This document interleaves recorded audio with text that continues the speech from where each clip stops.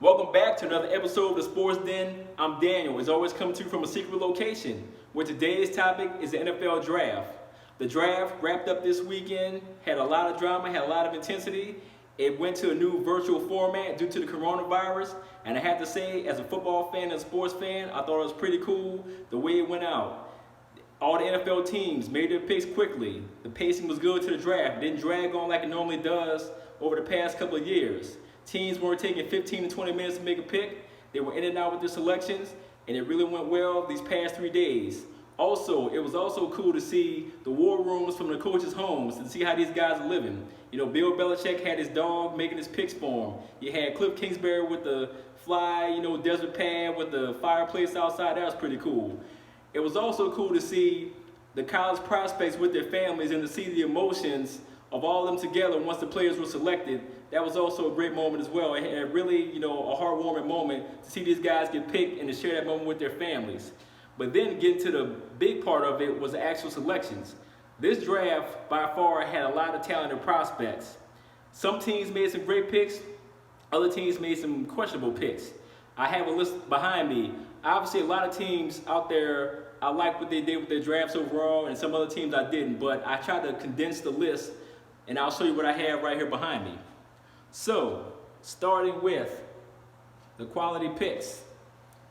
I got the Baltimore Ravens, San Francisco 49ers, New York Jets, my New Orleans Saints, and the Dallas Cowboys. Starting with the Baltimore Ravens. The Baltimore Ravens overall had a really good draft, but I really did like their first two selections with LSU linebacker Patrick Queen and J.K. Dobbins, the running back from Ohio State.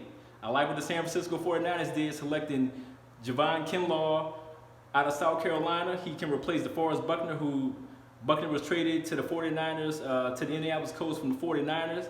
I also like Brandon Aiyuk, the receiver that the 49ers got out of Arizona State. Aiyuk will come in and make an immediate impact with the departure of Emmanuel Sanders.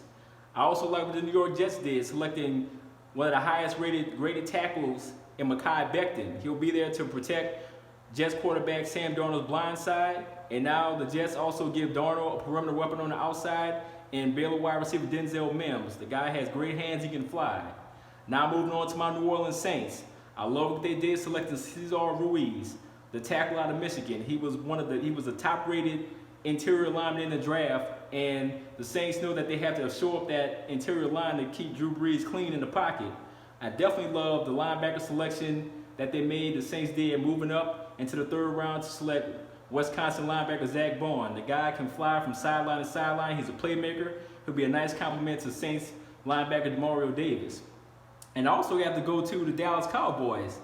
They stole CeeDee Lamb, who was the top one or two wide receivers in the draft. The fact that the Cowboys not even have to move up to draft CeeDee Lamb, the Cowboys stayed pat at the 17th selection to get CeeDee Lamb, and they also didn't stop there. They got Trevon Diggs, the cornerback out of Alabama, and they also picked up defensive tackle Neville Gallimore out of Oklahoma. 3 quality selections by the Dallas Cowboys, props to them.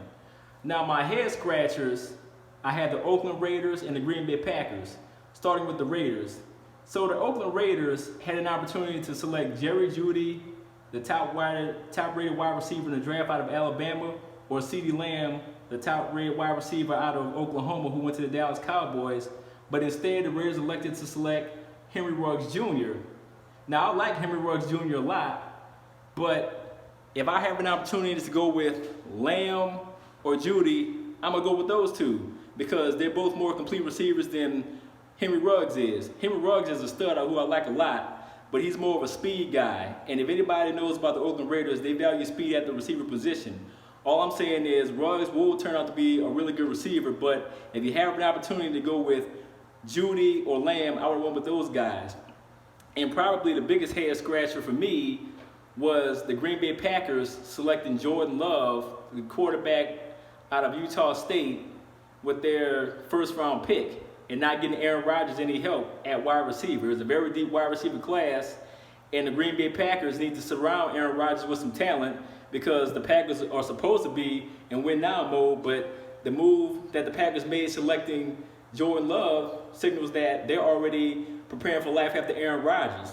It's almost like an Aaron Rodgers, Brett Favre part 2, where if you guys recall, Brett Favre, when he was being wishy-washy about whether or not he was coming back, the Packers just decided, look, we don't have time to mess around with you. You trying to decide what you're going to do, so they drafted Aaron Rodgers. Aaron Rodgers, who his numbers have statistically declined over the past 4 seasons, despite his recent success this year. The Packers realized that Aaron Rodgers, who has been injured off and on through the past couple of years, who's shown some signs of decline statistically, even though he had a pretty good year with 27 touchdowns, 4 interceptions, the Green Bay Packers know that they have to look to the future.